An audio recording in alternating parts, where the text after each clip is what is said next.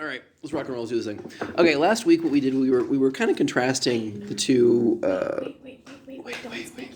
Okay, don't speak. You're not allowed to speak. Okay, you can talk now. Sorry. I did not get last week, so I need to record this one. Okay, fine. All right, so last week what we were doing is we were comparing and contrasting these two ways of being willful and and a willingness. And the way that I was defining willful is it makes sense. Like I'm not trying to be too hard on being willful, because sometimes you do have to be willful. But being willful is a sort of experience of trying to reduce the complexity of life to one value or one way of thinking about something. So there's a rigidity to it. There's a lack of playfulness to being willful, and a lack of curiosity. Very much being stuck in the present, kind of trying to almost filtering out the past and the future, and just kind of this is the way it has to be. I was talking to a nihilist last night, Okay. and it made me sad. Yeah. Okay. Was yeah. it me? It I'm was nihilistic. no. You don't understand. Their entire theory was that nothing matters. Literally nothing matters. Yeah. Nobody matters. And I was like, well, everyone matters to someone. And then they were like, that's subjective. That's not objective. So no one actually matters. And so it doesn't matter who dies or who lives or what happens. And we all amount to nothing. And I was like, okay. Yeah. That's So me that's on that avoidance. day. That's someone who's avoiding pain, and that's a rough position to be in. It's not something you can intellectualize or rationalize, and it's rough. I mean, that's kind of the point I wanted to make about being willful, is we're very willful about our personality, the way that we define ourselves. Well, because it's being safe. By defining very rigidly your sense of self, well, you're simplifying your experience, and maybe it is a good idea in many respects to do that. It gives a person a sense of continuity in their life, and that's kind of important. You don't want to become psychotic after all. And again, like I said, it's this developing this sense of safety by limiting what you label yourself as. But there's a danger in being safe, because you kind of almost imagine it like being safe is like this circle on the known world, and everything outside of it is unknown. Well, that's where you wouldn't be safe. Well, if you never exercise being unsafe, you fragilize yourself, basically. You never experience how, well, maybe you can go out in the big bad world and things will be basically okay.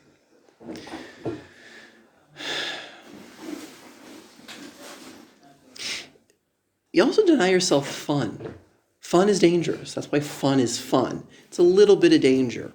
And so again, being dedicated to being too safe denies life being exciting and being adventurous and discovering new things. You really deny yourself the ability to grow. So that's willful. And so part of this is I was really suggesting that your sense of identity is not intrinsic, but really it's a behavior. It's a behavior you constantly do over and over and over, but it's a behavior like anything else. And it's that behavior that gives yourself stability. That the behavior of selfing is really a two-step process. In the one sense, you're comparing yourself to other people. Like the example I gave is, I'm smart. Well, I'm smarter than you is the comparison. And then there's the demand for inclusion of, well, because I'm smarter than you, I'm demanding you listen to me. So our sense of self is very social. We don't have a sense of self outside of other people. You only get to have an identity with others. So it's actually pretty important who you decide to be with at the end of the day, because who you're with is going to largely determine your sense of self. You can fight it, and it's good to know, and you do have to develop a backbone, lack of a better term, but you can't live without people, and so that's just the name of the game. Strive to surround yourself with people who are proud of you and you don't hesitate to share good news with. That's a good marker for people you should make friends with. And if you have friends that you don't feel that, well, they're not your friends, all likely. You deserve better.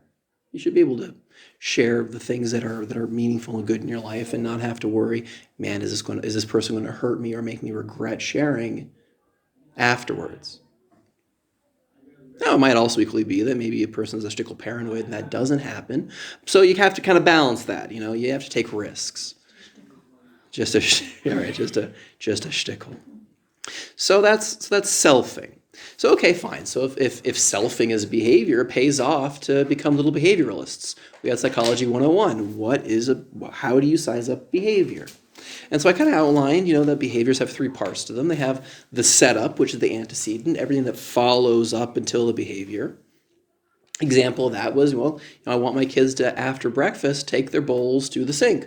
Hey guys, could you please take your bowls to the sink? That's an antecedent. I'm setting up a behavior I want. Then there's the behavior itself, and then there's the consequence. What actually occurs? What's the outcome of a behavior?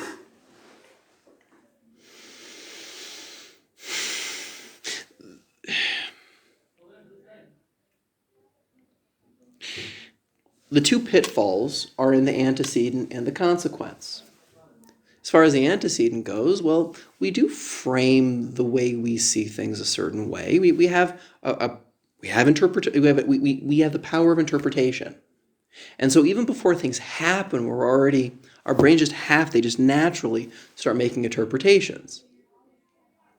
We can't see everything. We have to filter through our experiences. And so, one way we filter through because we're just being assaulted by data, just everything you hear and see and feel, there's just too much to process. So one cheat our bodies do is we filter things through our experiences. So this can prejudice us. If we had an overly safe upbringing, maybe we end up being too naive. We'll get ourselves into trouble because we're filtering everything because, of course everything's fine. Maybe it's not. And the reverse is also true. A rough upbringing will filter things as being dangerous when they're not. And so maybe we're being too safe and too cautious and don't actually get the chance to properly take risks and form relationships with the people, to discover new things about yourself and the world. So that's one part of that. And the other is in the consequence. We have a lot of times when we're set with what we know and who we are, we end up creating rules for ourselves that aren't actually true. They had this really cool study. Maybe I shared it with you guys. That the Green Triangle study. I'll tell you about that. Basically, they had two groups of people come in, and they're sitting both groups in front of a computer, and Group A is told the rule that whenever you see a green triangle, press the space bar, you'll make some money. Great. The second group is told nothing. And there's in the corner of the screen, you get to track how much money you're making. And then the screen's showing different shapes and different colors and all sorts of stuff. So Group A, immediately is doing great. They know the rule. Green triangle means you make money. And it took a little while for Group B to figure that out. Well, what they did halfway through the experiment was they changed the rule. The green triangle no longer makes money. And it took forever for the first group to actually be sensitive to that. It's like once you have the rule, you literally just rip yourself away from paying attention to the consequences of your actions. And so what ended up happening is Group B, who had no rule at all and had to be sensitive to the consequences of their behavior, they ended up making 3 times more money.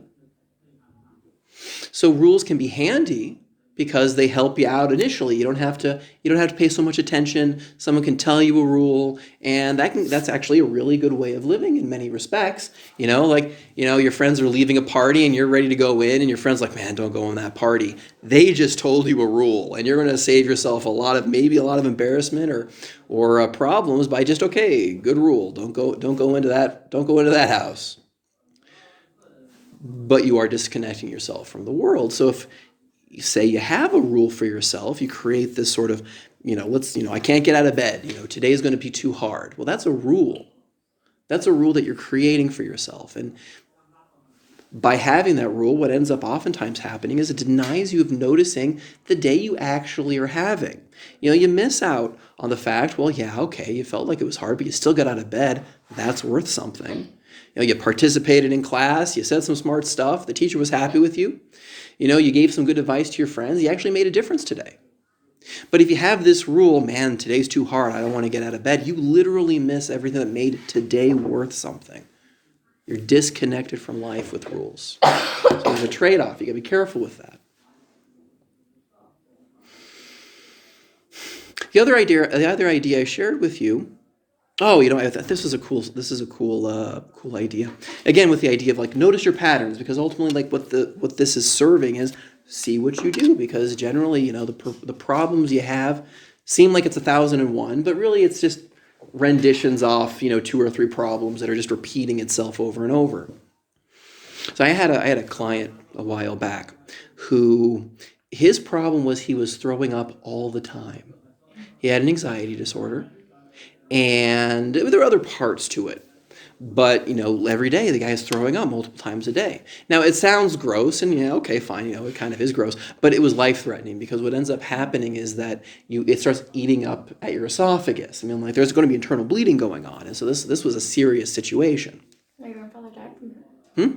He had acid refluxes cut through his esophagus. Right. So that was the problem. And so what we did was we sat down and we said, okay, well, what's the pattern of the behavior? What's going on from beginning to end? And it was tragic, because, well, this guy, he wasn't so smart and he didn't have a job.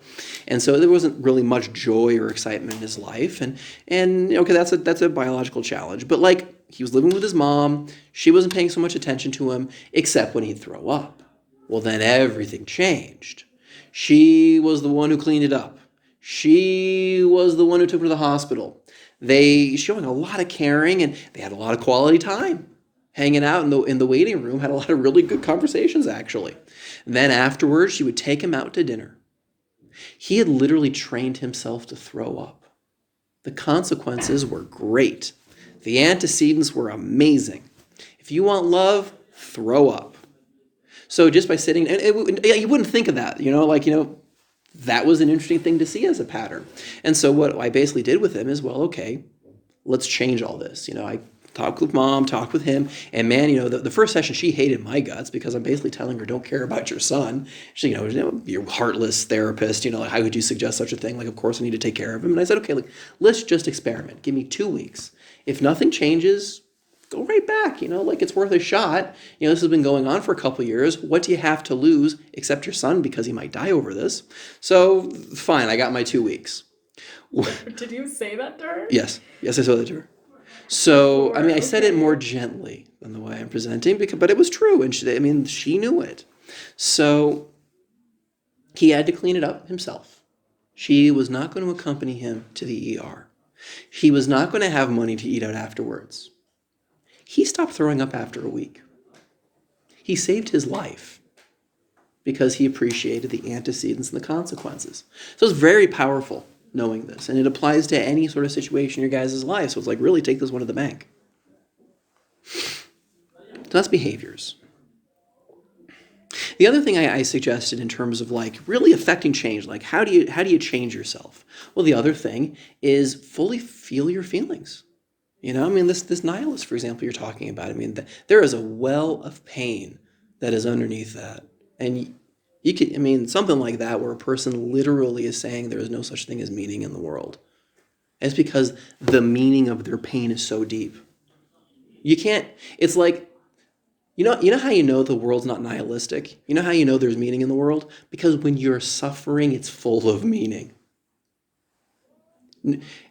Number one, and number two, well, if everything was meaningless, well, then the next time that you're upset, you should just easily be able to instruct yourself, stop being upset. You can't do it.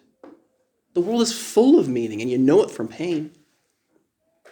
And, well, life is kind of a spectrum. Like, if there really is pain, and pain is meaningful, which it is, well, it stands to reason that there's got to be something on the opposite of that there is something meaningful in the world, that you can trace your way back. It is a spectrum.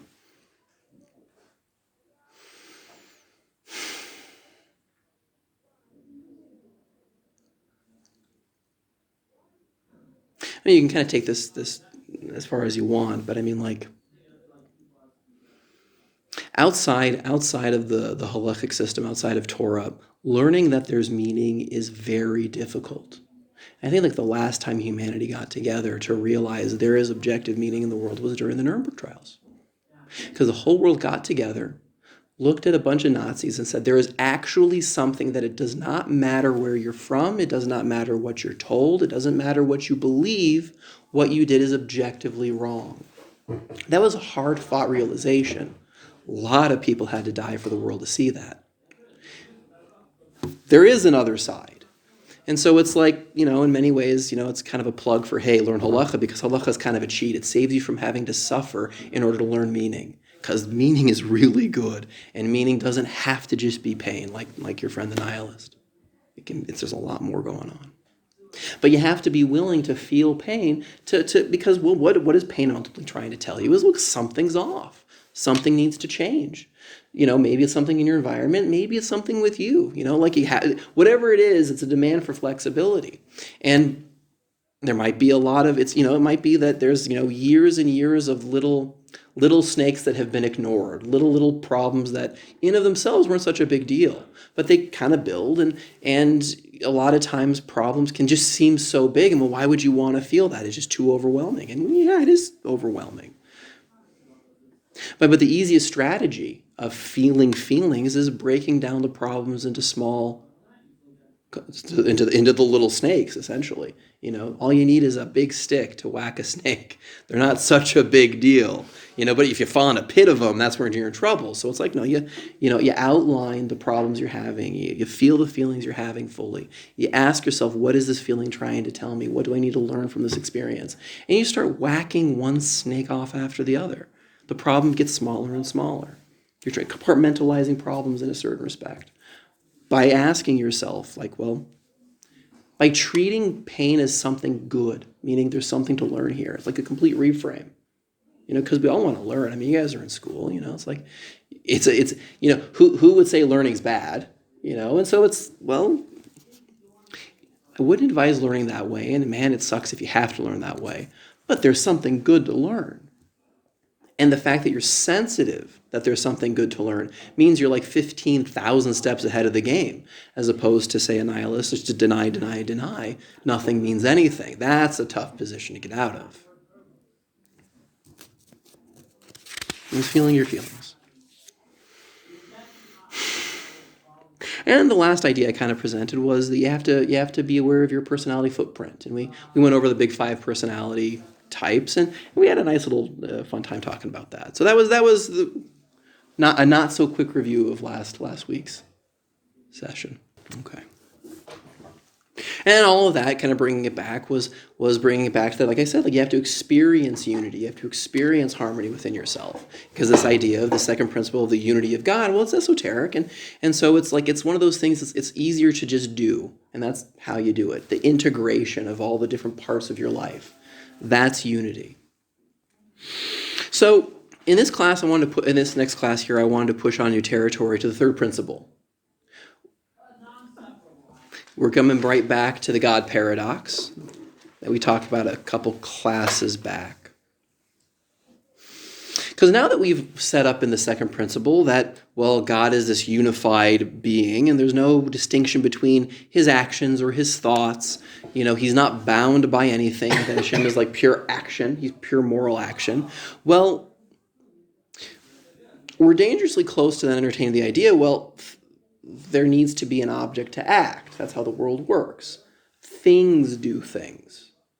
So the third principle is God does not have a body. So just reading off the translation from Perek Chelek, the Rambam writes, the third principle is that it's a denial of Hashem having physicality. And that we have to believe that this unity that we mentioned is not a body and not the power of a body, and that actions of a body do not relate to Hashem whatsoever. Not in his essence, not in his doings. And the Rambam provides a few proofs to this, and he ends off with an interesting idea, and we're going to tackle this one a little bit today, is that the Torah speaks in the language of people. We're going to deal with that one.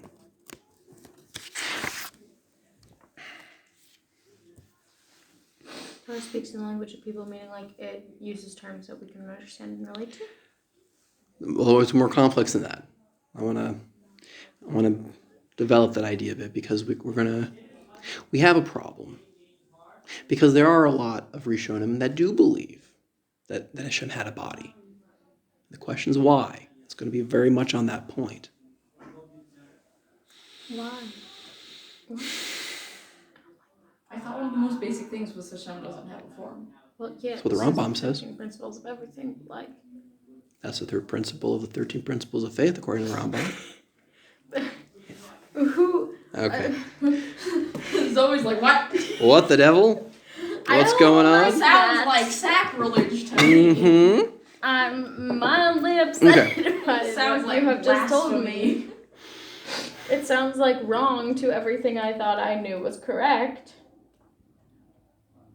All right, I want to. Yeah, I know, right? I don't wanna. Stop. I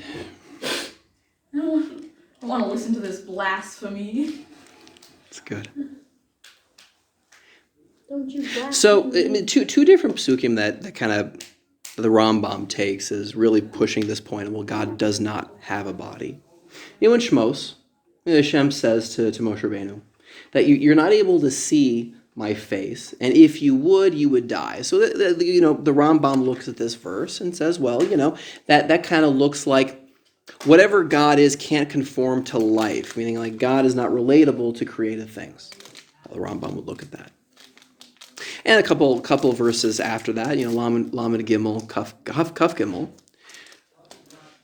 The Torah says that that Hashem is, that Moshe is trying to ask, can you show me, who you are? I want to understand your kavod. And Hashem says, listen, I have to cover your face with my hand, and all you can see is my back. And there again, the Rambam understands that as you can only understand Hashem's actions, as I've presented already to you guys.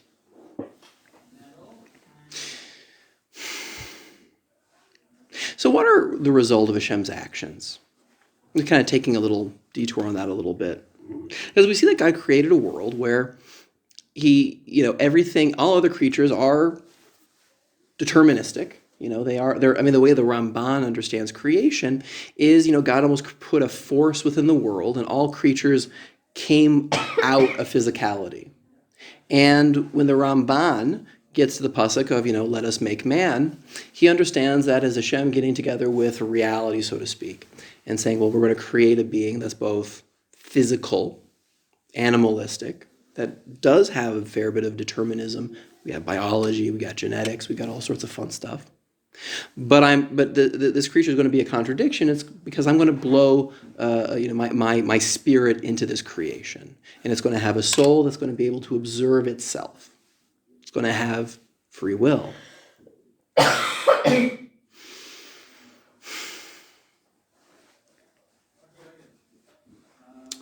And this observing ability is a bit tricky because what Hashem basically, the world he kind of created, was a world that only functions optimally if you're thinking over the long term. If you're thinking short term, it's not going to work out so well. And that's really that's the perspective of halacha. It's like when you're doing something within Judaism, you're making a choice. You're really making two choices. You're choosing to do something now. There's a short-term perspective going on, but there's a long-term perspective that you're choosing the life you want. That's one way of thinking about it. You can kind of take like telling the truth. There's a mitzvah say to not lie. Like Shakespeare said, there's no legacy so rich as honesty. There's another, I love this quote also. This is from Aulus Gellius. He was a Roman philosopher. He says, "The truth is the daughter of time." Because, well, truth oftentimes in the short term is a bad short-term strategy. You think about it. This is, when you get in trouble, well, what are you most likely wanting to do in that moment? She did it. There's a big short-term payoff to lying. But we don't sit down our kids and say, listen, man, whenever you're going to get into trouble, you think you're going to really get hit hard, and sometimes it's scary, and you really have this impetus to lie. Well, do it because you know what, lying is going to save you. We don't say that to our kids. We appreciate that there's a longer term perspective in life, that the truth is something that you actually benefit from truth in the future. Generally, you're going to feel some pain if you tell the truth in the short term. Telling hard truths that your friends don't want to hear, having to own up to your mistakes. I mean, there's a lot of pain that is associated with telling the truth. But the payoff is, well, if you're someone who tells the truth, well, then everybody in your group sees you as someone honest. They take you seriously. That takes time. You actually, by telling the truth, there's a fair amount of cognitive plasticity that as you tell the truth, you become more sensitive to what is correct and not correct. The more you lie, you actually damage yourself. You damage the way you see the world. You're unable to see truth at a certain point. That's a serious thing to know. But again, that's you're cashing in over the long term. And I think that's why that was the kind of the point of Shakespeare and the point of Gillius is that truth is something. Like I said, truth is the daughter of time. It's something that you only get to enjoy later. And that's the world God created. There's a certain amount of faith we have to put in to morality. Most morality is really long-term thinking, generally speaking. So the Rambam goes on to describe, more in Nevuchim, he reiterates this third principle.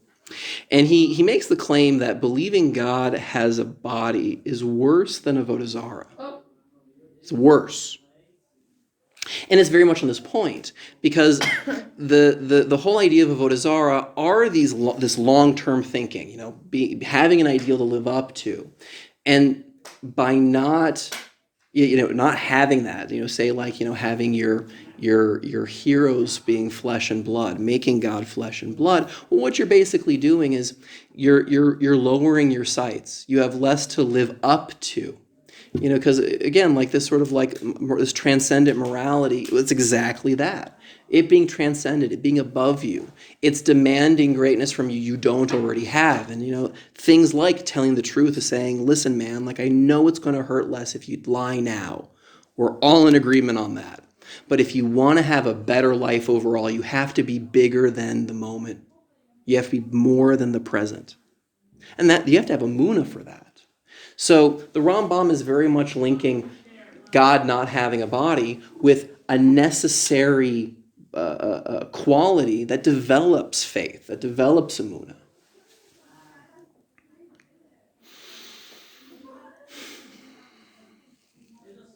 But it's not so clear.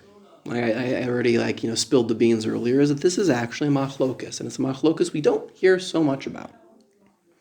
Rav Moshe Teku, he was one of the Balei Tosfos.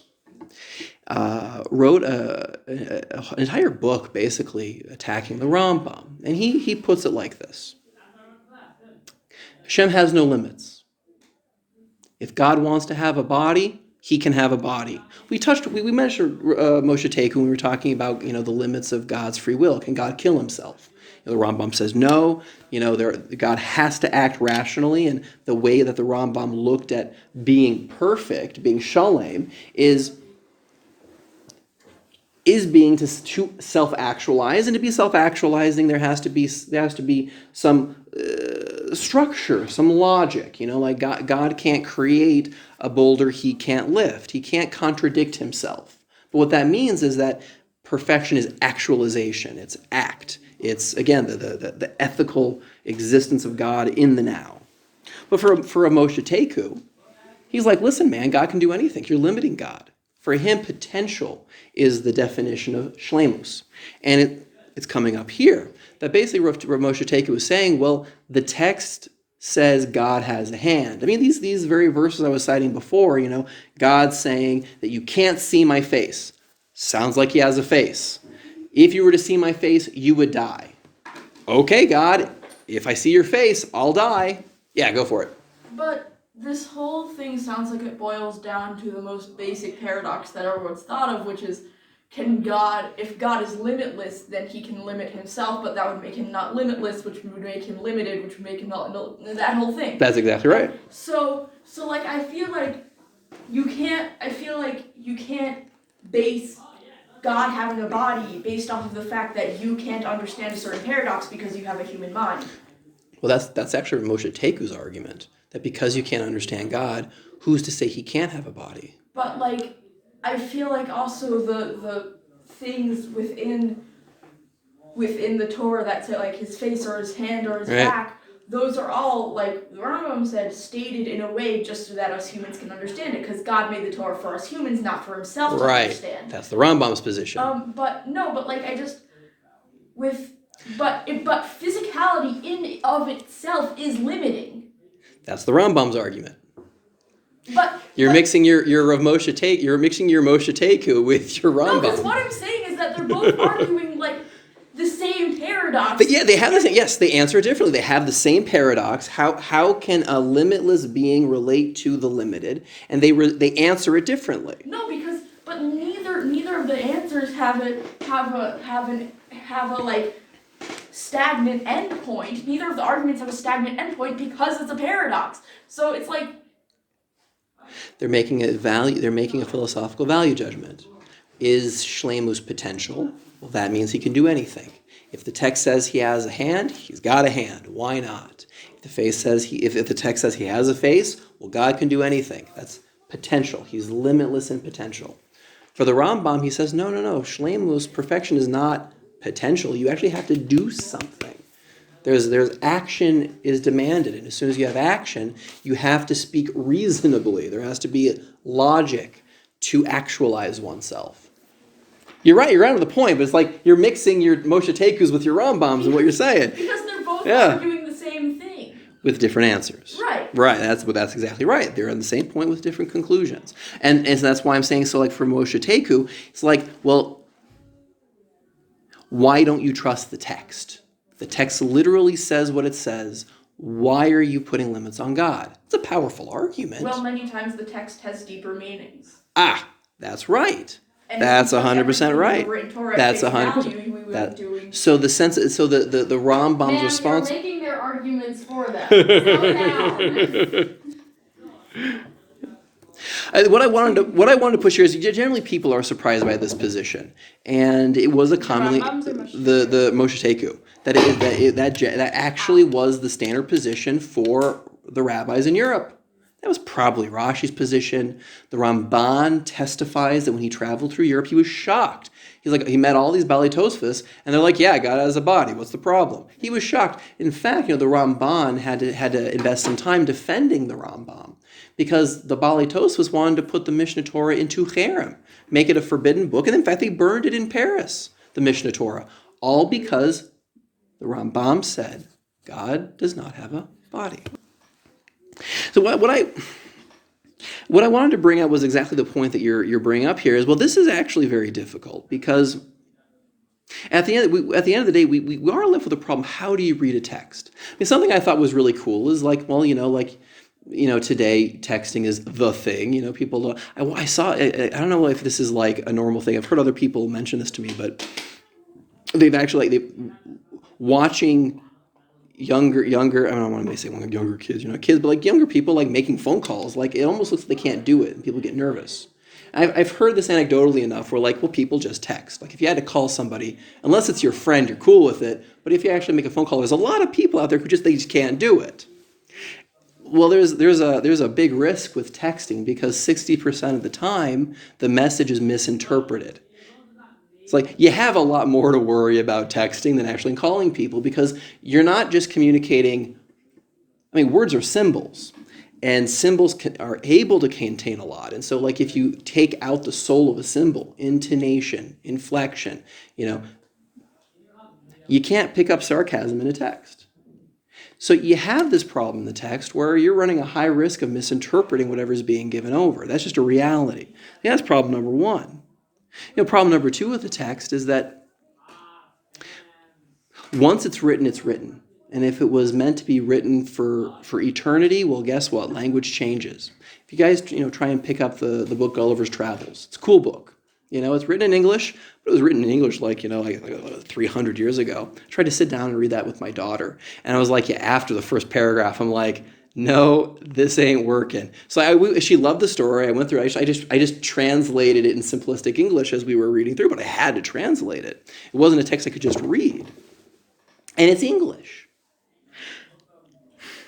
So there's a lot of within written work. There is room, yes, for being metaphorical and non-literal intention, but you really can't, without a shadow of a doubt, prove it to me that a given statement is supposed to be metaphorical, is supposed to be not literal. You can't prove it to me, because I can always say back to you, yeah, but the text doesn't say that. Within every dispute in halacha is really this tension between literal and figurative. And so it just happens to be, I just kind of, it is a fair argument to make. Well, yeah, if the text says it, well, why not believe it? For the Rambam and the Meiri also, I really like the way the Meiri, he's another Rishon, put it. That he writes, that this idea that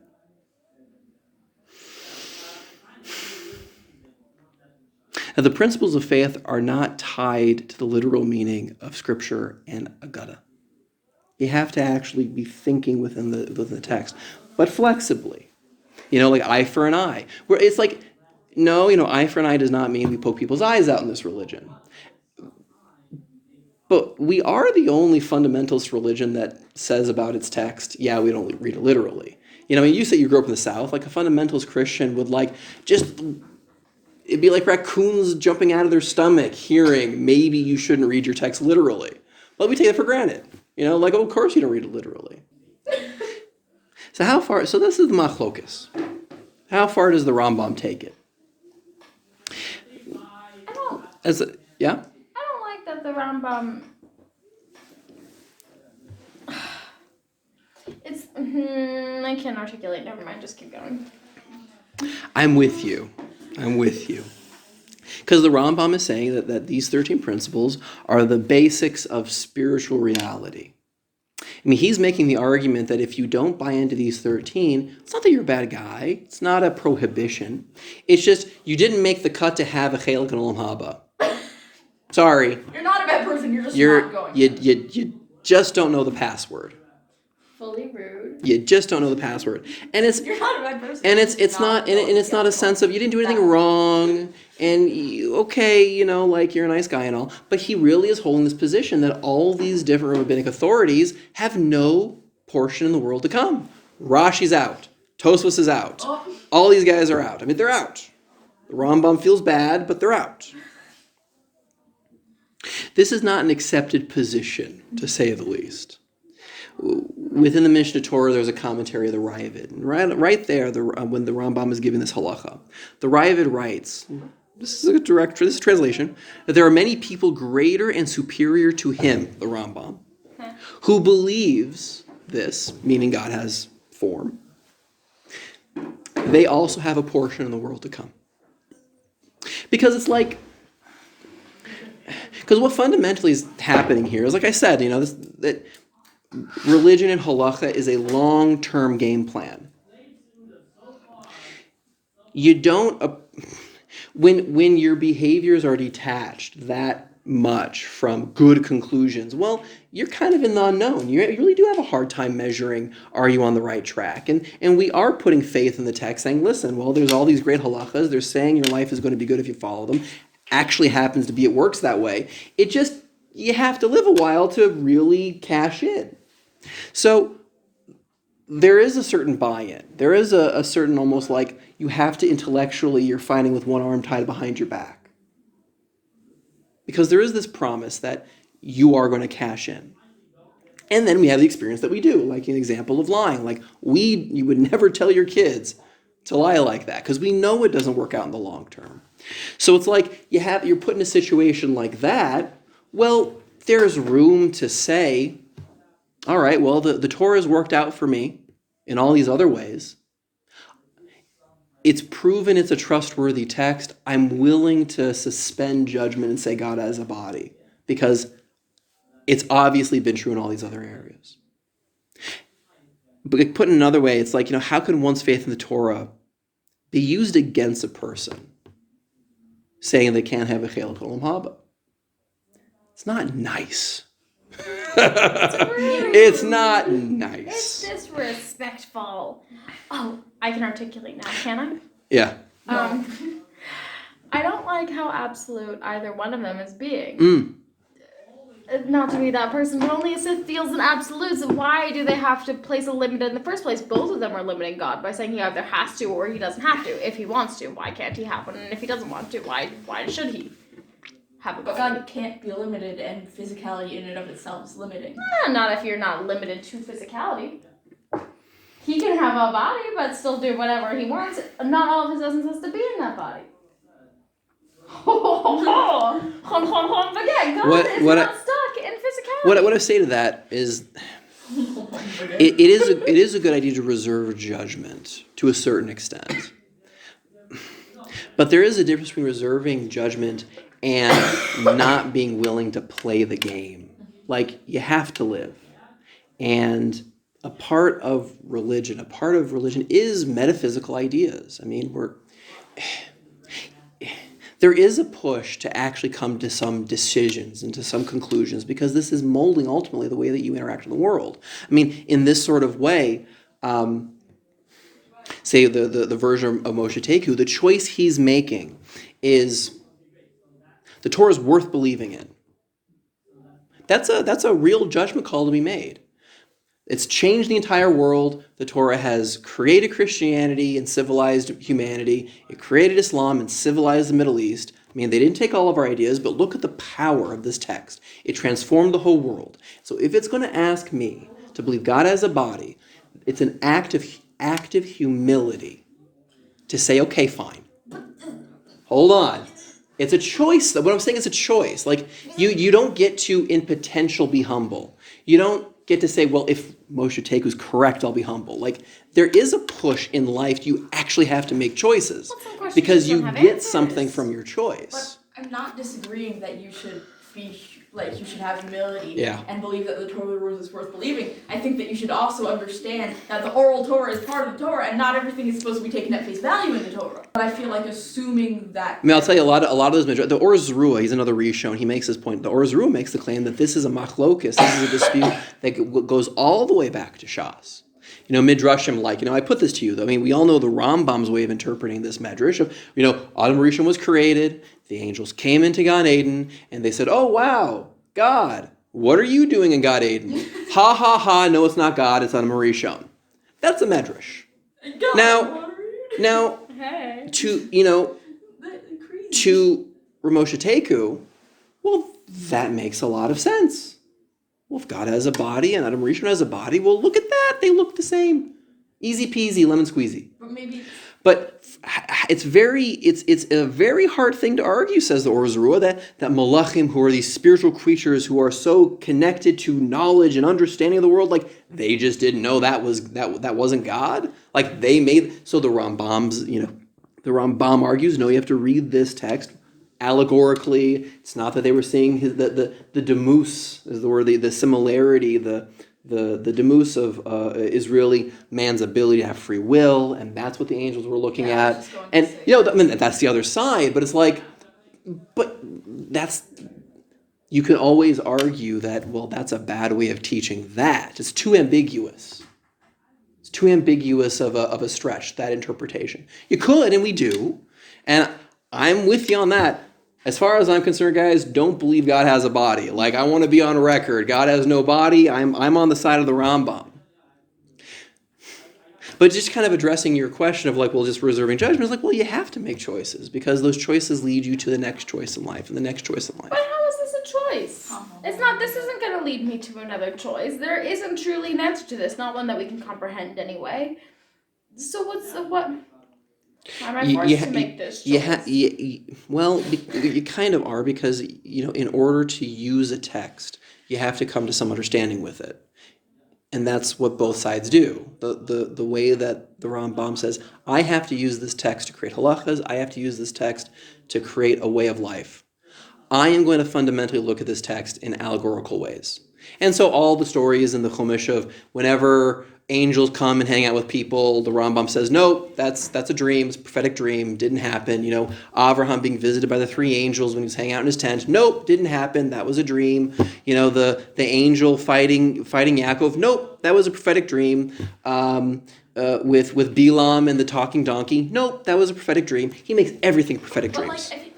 And because he needs to use a text practically with a rule. He's not being flippant. And that's how he rolls. But I feel like there's a difference between saying that you can't take everything at face value, but also that a lot of that seems just like straight out denying the fact that Hashem has the power to do such things as send the angels down or make a donkey talk. Again, with absolutes, why do they have to choose one or the other? Because there's a demand that the world is not just that you can make sense of the world, but you can make a sense of a lot of the world. There's more to you than it really. The demand to make a decision is the same thing as saying I'm able to make that decision. You got to look at yourself that way. It says more about you than the text in a certain respect. It's like, no, you can do it, so do it. Believe in yourself. You can do it. You might be wrong. You might be, but it might. Yeah, same. The Ran makes this point in halacha actually. The Ran, he's one of the Rishonim that when he's talking about how do you actually the halachic process, at a certain point maybe there's a dispute that arises and you have to take it to a vote to the Sanhedrin, and so you have the Sanhedrin, they vote and they argue it out, and whatever they vote is what they vote. And so the Ran says, very straightforward, criticism is like, well, what if they're wrong?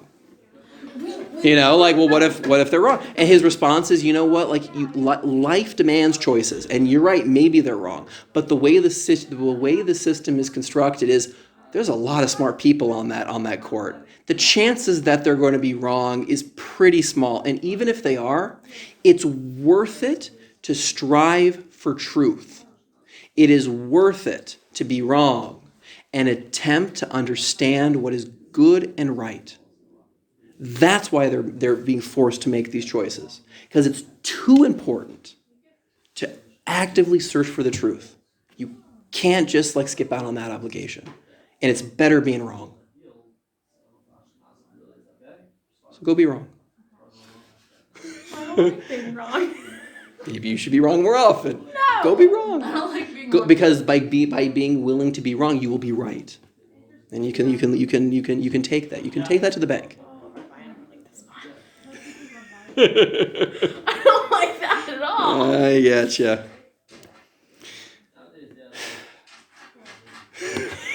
Sorry. You all just have an entire conversation by looking at each other? Yeah. We had that moment. Is class over? Are we ending on this note? We're ending on that note. We're ending on the note that you have to be wrong sometimes. That sounded like you were dying at that. Well, because a part of it is really I'm just dying in a part of it is how valuable is the process, how valuable is the consequence. We have to make decisions. That's important. That doesn't lack value. But what I'm arguing is that whether you go with the Rambam, which you should, or Moshe Teku, it's like they both would demand from themselves to go through the process of discovery, because that might actually be more important than the consequence.